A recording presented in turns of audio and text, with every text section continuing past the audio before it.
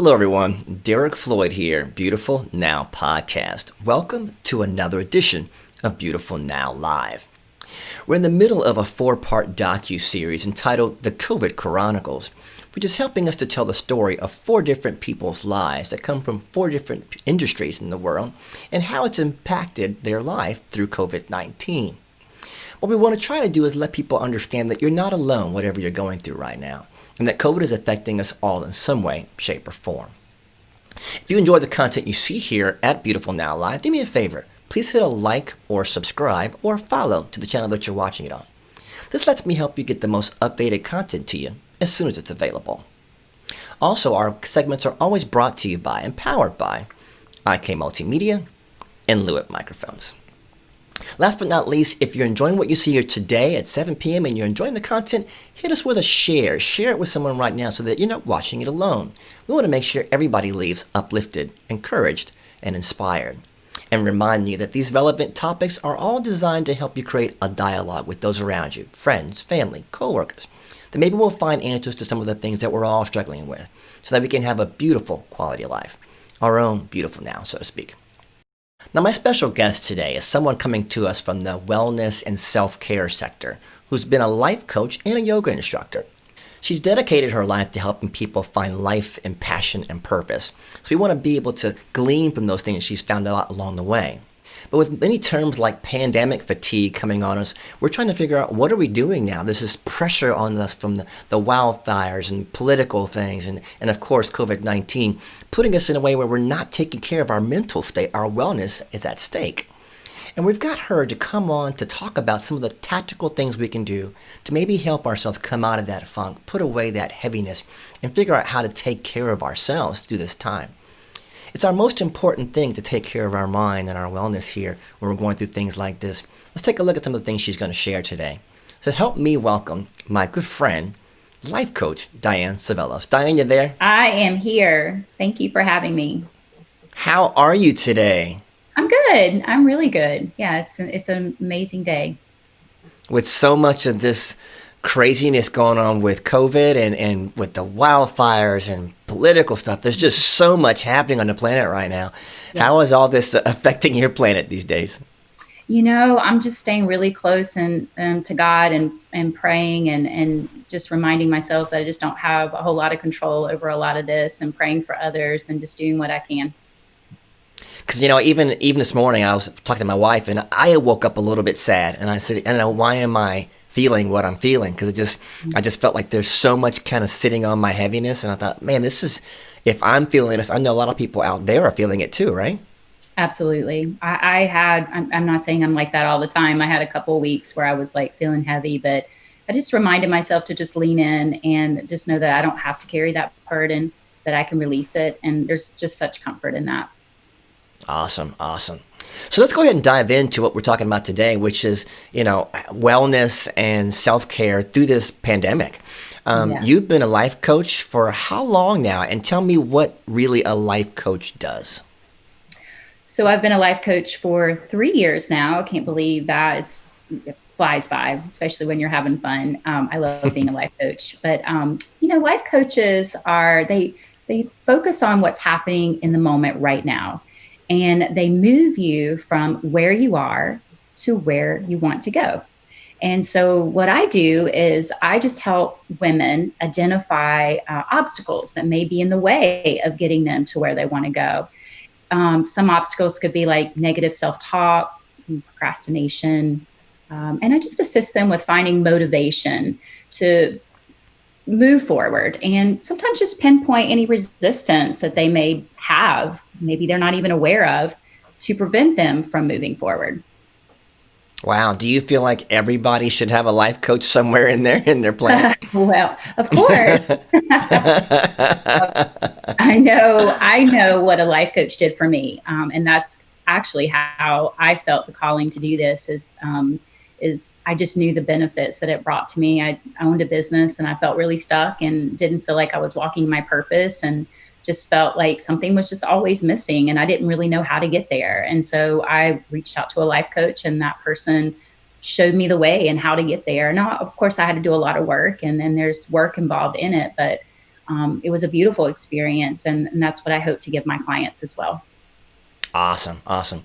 Do you feel like most people that you work with have some of the same similar challenges or obstacles? Like it's a common theme when you're working with some of these individuals?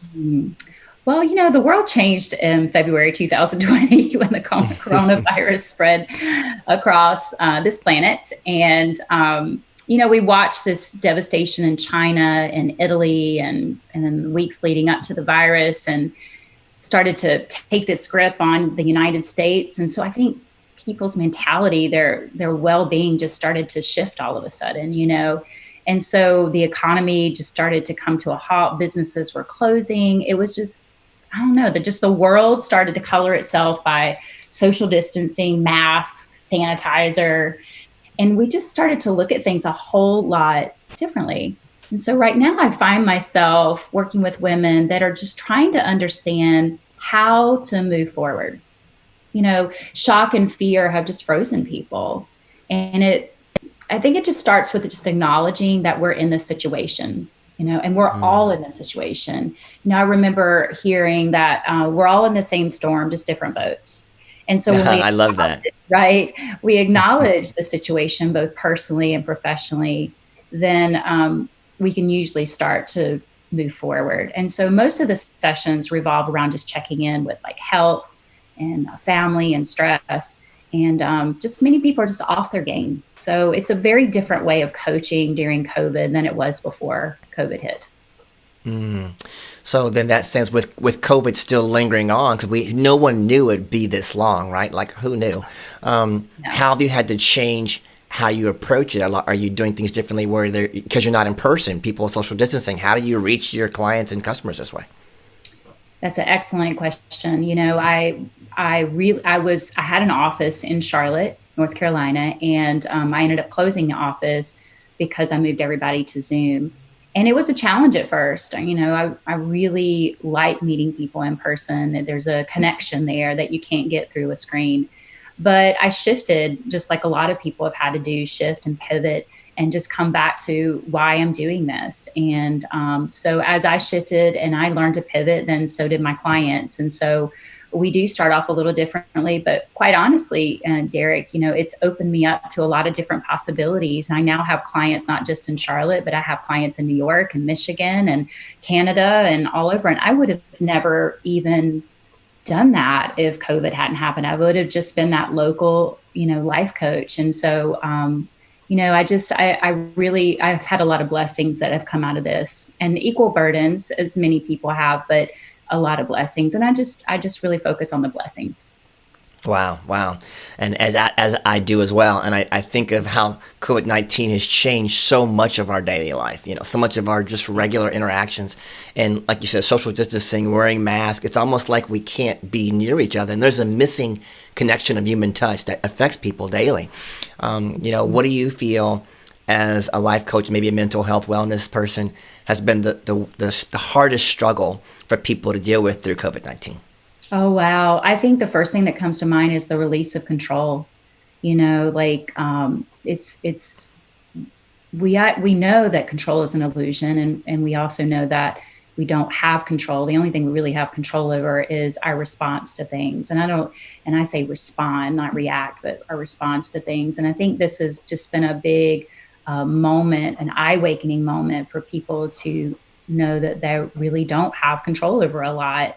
And, that was a shock for people that live by tight schedules and running from one errand to another. I mean, I was there too, I don't think I slowed down until Sunday, so. Yeah, I know that oh so well. Right, you do. So I think to me, and I think everybody is viewing this from maybe different lens, but for me, the big thing that opened up was, wow, I knew that I didn't have a lot of control, but this is like right in my face. Like, things can shift suddenly. And it's also been a really great time for reflection and prioritizing again. I think a lot of us find that our priorities were out of whack. And so when we slow down and have a moment to reflect and step back, we kind of discover what was really important. What are those things really important that we were doing? We were filling up our schedules with what?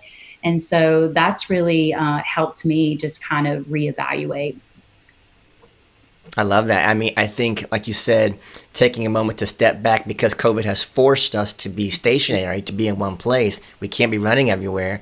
We do have to really evaluate what matters most because all the things we thought mattered pre-COVID, half of that stuff doesn't matter anymore. You can't get to it, you can't use it, it's not present in your life.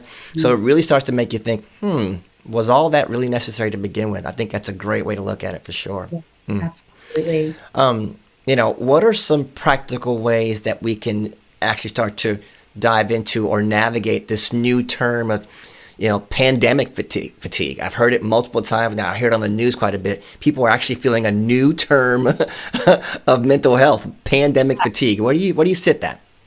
Yeah, it's interesting because I just recently started hearing that term, and it's real.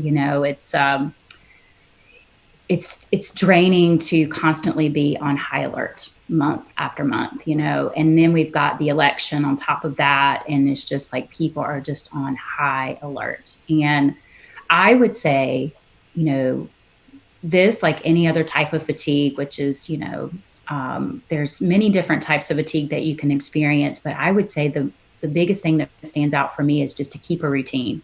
It's easy to, if we're working at home, to not have a routine, but keep a routine as if you're going somewhere. Make an appointment with yourself. Keep yourself on a routine. It's more mental than anything. Stay in touch with your family and friends, whether that's through video calling or social distancing or whatever. We need that interaction.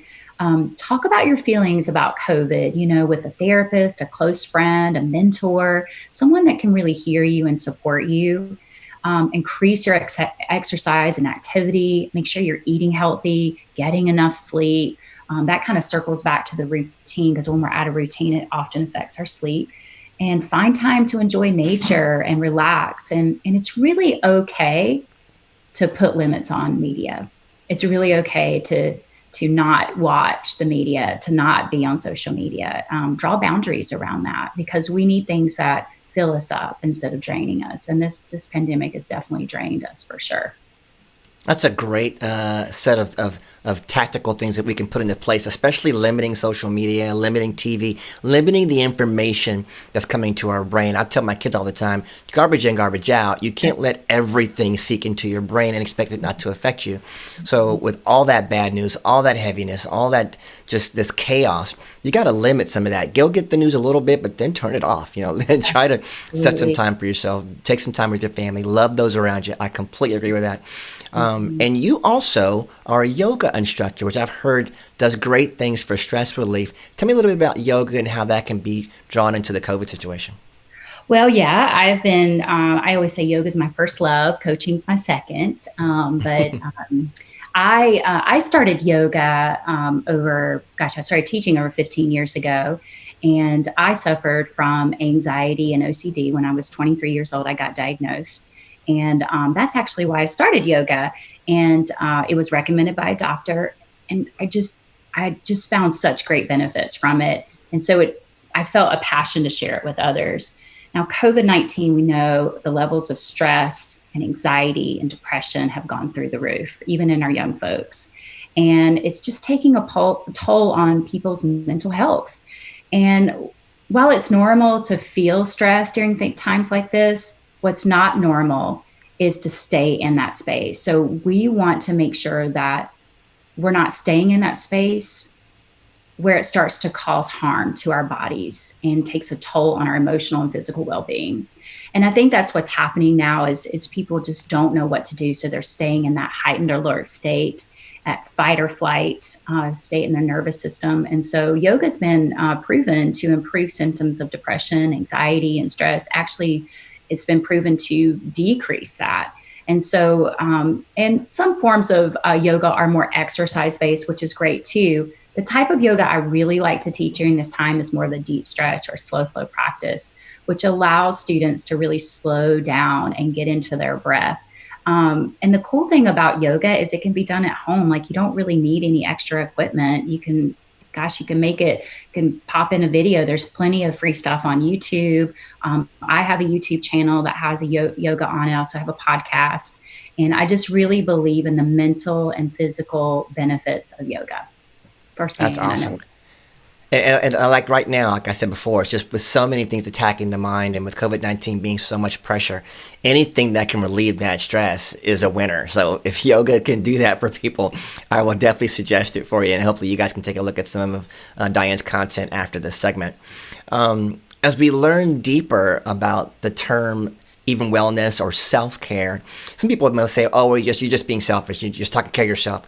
But there's a difference in that definition between self-care and selfish. Give me a little bit of clarity on how that sits in your world. Well, and I love that you said in my world, because this is, it's kind of the way I see it. But I feel like selfish is choosing to constantly only think of your own needs and wants. And then self-care is taking care of yourself so you can meet the needs of others. We can't give what we don't have. So you have to fill your own cup. And right now, moms are at home with kids and they're working full time. And, hubbies might be working more. I mean, there's just different situations everywhere. And yet the first thing we tend to put on the back burner is our self-care. And so I find it all the time in my clients. And really, you just can't give what you don't have. And so I feel like, selfish is just me. And self-care is like, how can I fill me up so I can be of service to others? I love that. So self-care is how can I feel myself? How can I fill me up so that I can pour out? I love that. I love that. Absolutely. Yes. You can't pour out what you don't have. So that's the best explanation of self-care I've heard. So I'm going to take it. I'm going to steal it. I'm going to take it mine. There you go. So now, even when you have a great sense of self, it can be difficult to hold on to the passion of what you want in your life or how your life is to be pursued. A lot of us start off in one way or the other, and life just beats you down to all of a sudden you just lose what you thought you were. Mm-hmm. What are some practical ways that we can at least start igniting that passion back for self-care and becoming who you want to be?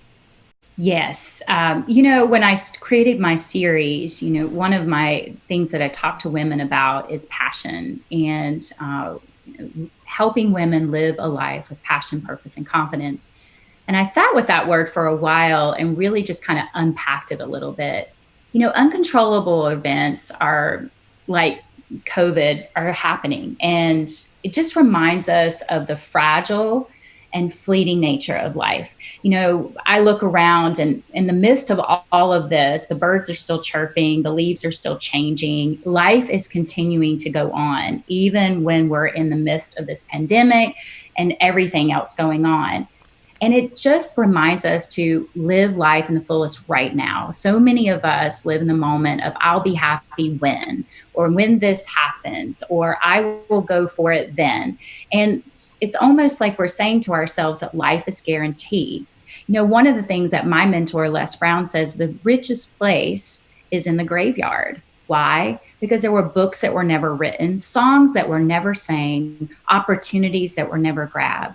And so it just reminds me that even in the midst of this, we have to be in the moment, living life in the fullest. And what does that mean? So passion is just one of those words that we kind of toss around without really understanding it. And the original meaning of it. So sometimes when people say passion, it's a feeling, it's an emotion, it's a pushing for it, it's a desire, it's an enthusiasm. But passion really is the willingness to do what you need to do for your purpose. And so it's what you love. It's people who make a difference in their own lives and the lives of others. In my case, I teach people about how to follow God's purpose for their life. And so they become passionate about doing the purpose that God has planted in their life on their head the day they were born. And I just, I'm reading this book about Mother Teresa, and that's all I can think about is her passion for serving the poor. I think about Jesus and he was the ultimate definition of passion. And so when I think about passion, that's the way I think of it. Oh, wow. That's a mouthful, but it's very clear, very defined. And I appreciate that. Which takes me to another direction of something that you talk about in your segments and your program, which is limiting beliefs. With so much COVID kind of pressing down on people's belief system. Talk to me about how limiting beliefs can keep you from a good mental state, can keep you from moving forward in your life.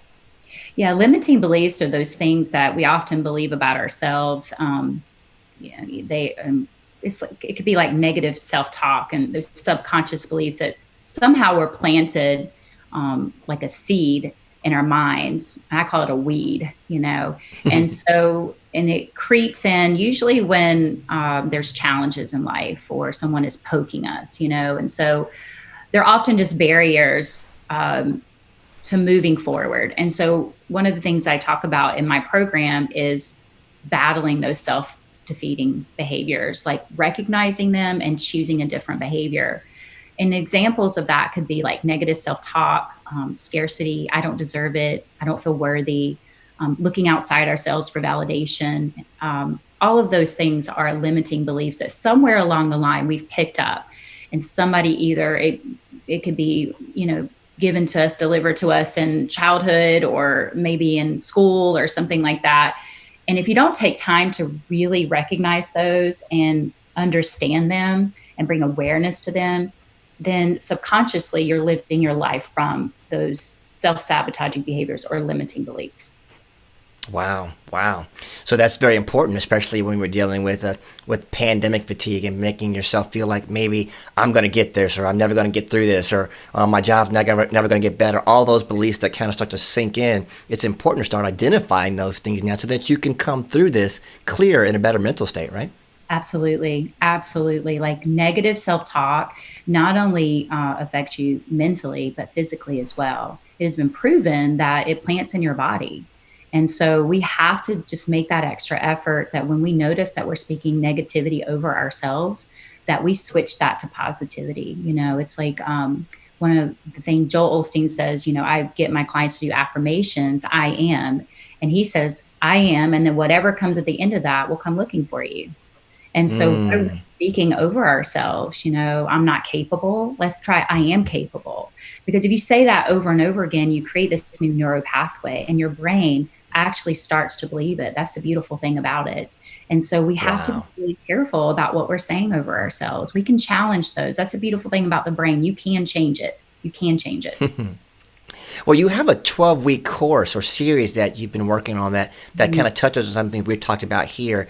Tell me a little bit about that and how they can kind of get a look at that or get involved with that process. Yeah, so I'm actually offering a great 70-minute introductory session right now for $45. Typically, my price is $135 for a single session. But the reason that I chose to do that is because God really placed it on my heart to say, there's been a lot of people that I've spoken with that either have not had a great experience with a life coach or don't even know what life coaching is. So this gives people to an opportunity to experience what a coaching session is like at a reasonable cost. And then they can decide whether they want to sign up for my 12-week series. Now, my 12-week series starts with mindset. We go into self-care. We uncover core values, passion and purpose. And that way people, especially women is who I talk to, they start to become confident and they start to live a life with passion. We meet biweekly and each client has homework. I have a client portal that my clients go in and they do all their homework in there. And it's a lot of self-reflection and it's definitely intense. I like to put that out there because it's intense. And the results have been amazing. And I'm so thankful that God has placed this series on my heart. And, all credit goes to him for sure. Awesome. Well, as we start to close the segment, and I appreciate you taking just a few minutes to talk to the subscribers and let people know that it's okay to take care of yourself and that your wellness, your mental wellness is so important. As we go into the holiday season, which is normally a difficult season for some and a great season for others. It's such a world of emotions in the holidays, and now we've got to add COVID on top of that. What do you think we can do to really give ourselves a lift in this season, mentally, wellness-wise, or how can we prepare for the up and down of the holiday season post-COVID? This season is difficult in general for some, especially people that have lost loved ones, financial stress, feeling like that we need to purchase more. And so I think that this season is going to be extra challenging with everything else layered on top of that. What I'm personally doing is I'm just allowing myself to just lean in on what the season really is about. And, Christmas to me is about light. And if I could say anything, just stay in the light. If you find that there's darkness looming over, go to the light. For me, it's just about counting your blessings and being thankful. Isn't that really what Thanksgiving is about? Is just having time with family and friends. And if you're limited on seeing your family and friends, just get creative in what you're doing. But someone told me a long time ago, and I'll never forget this. And when I'm having those rough days, I repeat this to myself. We're going to look back on this and it's just going to be a blip in time. And it doesn't seem like that now, but it will be. So don't look back on this time and waste it. This is your time. Grab it, own it, appreciate it, because, this is it. And just know that joy doesn't come from the world. It comes from within you. And so knowing your purpose and being passionate about what God has called you to do and being the light for others and just putting yourself to the side, filling up, but also giving out. I think that a lot of people will find that they will have joy during this difficult time.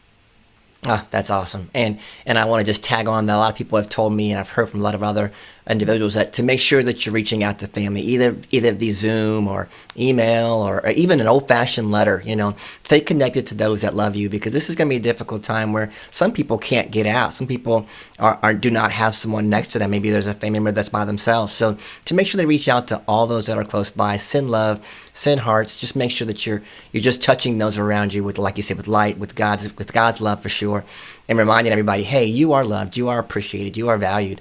Because right now it's just going to be that kind of season where, since you can't touch everybody, you got to figure out how to connect and stay engaged and not feel so alone.